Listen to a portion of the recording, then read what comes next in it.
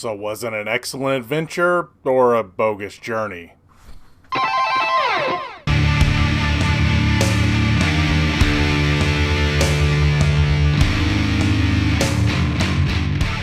Hey everybody, what's going on? Welcome to an all-new Talkin Movies. As always, I am your host, the real Gino Reynolds, and today we finally get to talk about Bill and Ted Face the Music.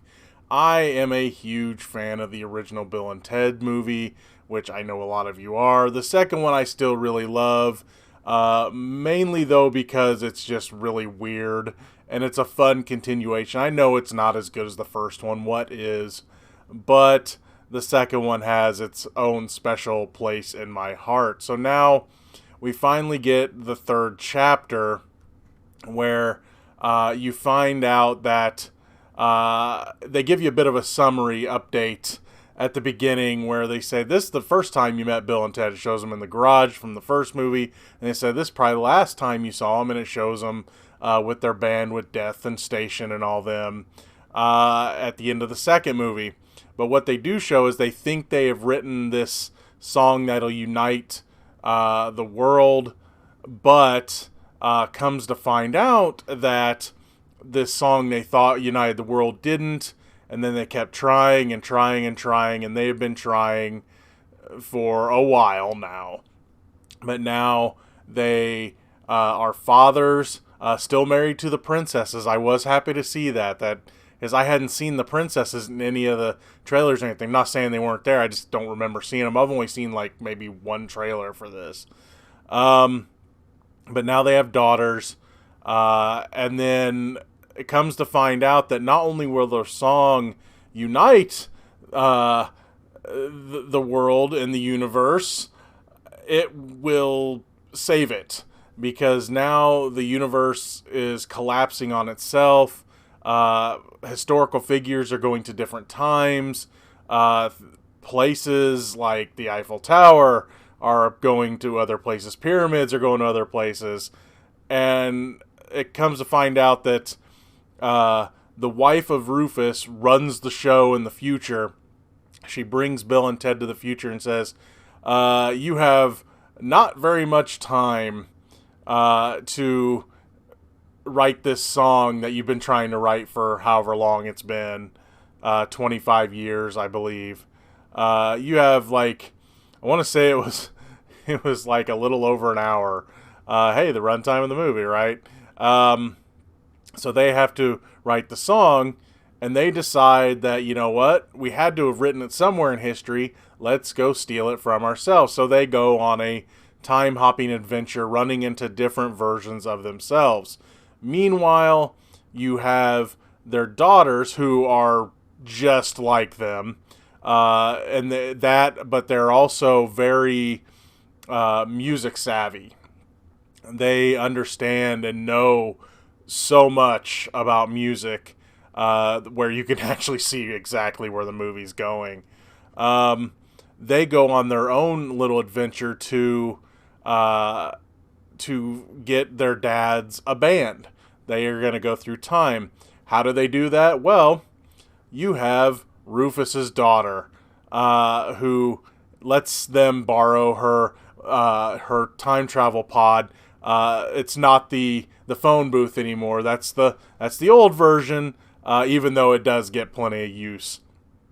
So they go on their own little adventure through time to build a band for their dads. So the dads are searching for the song, and the daughters are searching for the band. Meanwhile, Rufus's widow, she says there are other people. She argues with her daughter and says there are other people that believe that it's the deaths of Bill and Ted that unite the world. So the other interpretations, right? So she sends a killer robot through time to destroy them, and that's the plot of the movie. I'm going to do my best to not spoil anything. That being said, this is one of those movies you can pretty well figure out exactly what's going to happen. Is that a detriment? A little bit, but, you know, I didn't know what to expect. throughout this movie. I didn't know what to expect after this much time.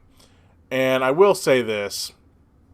I got enough of what I wanted out of this movie that I really enjoyed it. I'll talk about how you should see it here at the end.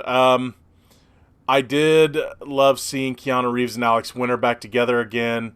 They haven't missed a step. They do deal with how, with their marriages, it's more like us and we and not you and me with the two different couples, because they end up in marriage counseling, and the princesses go on a little adventure of their own.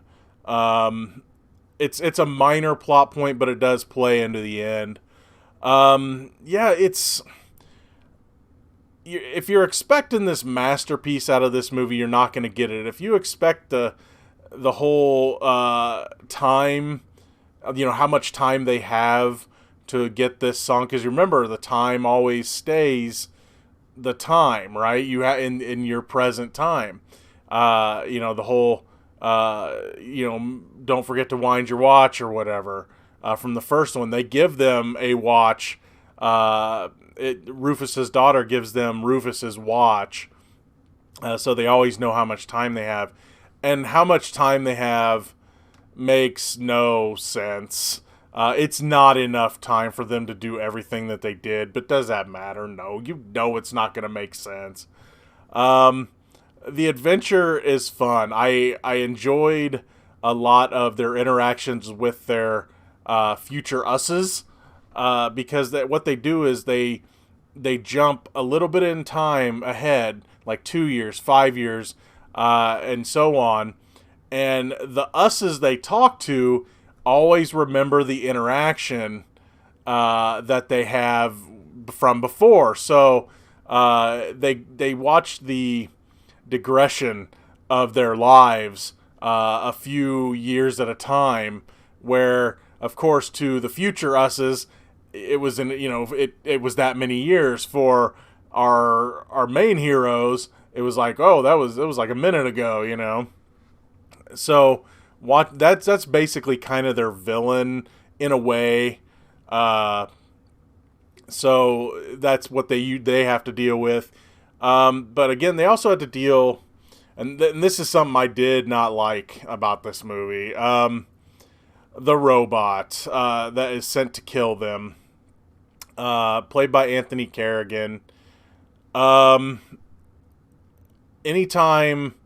Okay, the robot, when it was just a robot, is fine, but when you learn it has a personality, honestly, it's probably the most annoying part of the movie. I just did not like the character. I did not like what they did with it. Though it did play into the plot a couple times where they needed that robot there. I just did not enjoy the robot. Kristen Shaw plays Rufus's daughter, and I like Kristen Shaw. So, I mean, I liked her in that part. Samara Weaving and Bridget Lundy Payne play Bill and Ted's daughters. So that was cool, having them play. I love Samara Weaving. And again, they are just like Bill and Ted. Again, but they also have this knowledge of music, and as I said before, you kind of know where the story is going. What I did love about this, though, they played into a lot of the old jokes. You've seen in the trailer where they're in tuxes playing music. Well, it's at a wedding, and I'm not going to tell you whose wedding it is, but if you think of Bill and Ted, you might have an idea of one of the people in the wedding, and who the other person in the wedding makes it even funnier. But you also get Ted's dad in this. He plays a decent part in him learning that his son isn't full of crap, and he did time travel, and he did go to heaven and hell. That's some fun stuff. Who they get to be in the band is kind of fun. So Here's what I have to say mainly about this movie. You can buy it for like $25 right now. Honestly, I know a lot of people want to see it, but that's a little steep. I wouldn't. I'm glad I did not pay $25. Our local theater, the Avon, they picked it up, so I got to go see it for $5, and that was perfect for me. If you really want to see it and want to pay the 25 or the own it or the $20 rental fee, that's your choice. If you can find, like, if you want to go to a theater, if you feel comfortable going to a theater, say you have A-List and have an AMC that's open now that has it, or if you live somewhere that has a theater that has it for a better deal, the less you pay for this, the better. I'm glad I didn't pay full price for it. I still would have gotten enjoyment out of it, but I still would have felt like I overpaid. So yeah, it's an enjoyable movie. Is it a perfect movie? No. Is it a fun conclusion to what's now a trilogy? Yeah, I enjoyed it. Again, though, I instantly knew where they were going to go with it. Especially when you finally meet Bill and Ted's daughters, you know exactly what they're going to do. But it didn't bother me because, again, I loved seeing Keanu Reeves and Alex Winter back together. They're still fun together. You're going to get a few different characters that you've seen before. I kind of would have liked to have seen some of the more characters from the past, but I know people age and everything, so they probably wouldn't be able to do that. It was great seeing the princesses back. They got William Sadler back as Death. Overall, it's just a fun story and a fun conclusion. And let's just say destinies are fulfilled. I mean, this movie isn't going to end bad.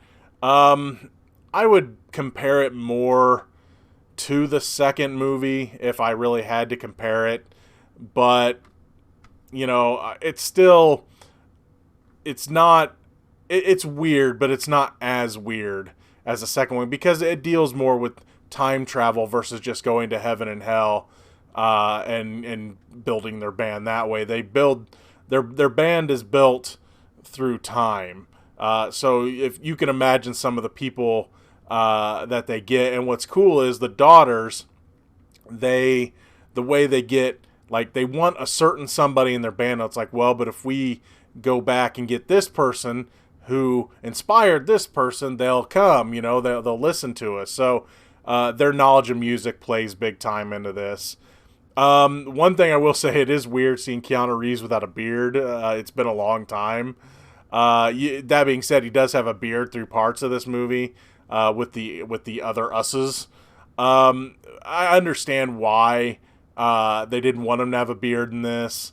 They want him to look more like his Ted character, and B, they didn't want you to mistake him for John Wick. John Wick probably would have solved the problem real quick. But no, all in all, it's a fun movie. The cheaper you can see it for, the better. I think if you spent $25 on this to own it, you might feel like you overpaid. But all in all, though, I still really enjoyed the movie, and I'm glad I saw it. I'm glad it came out. Is it perfect? No. Is it a fun Bill and Ted movie? Yeah, I enjoyed it. That's going to be all for this edition of Talkin Movies. If you like what you've heard here, please subscribe to the Real Gino YouTube channel. Like this video. You have anything to say about Bill and Ted Face the Music, please feel free to leave a comment in the section below. Till next time, I am your host, the Real Gino, Gino Reynolds. Be excellent to each other, and party on, dudes.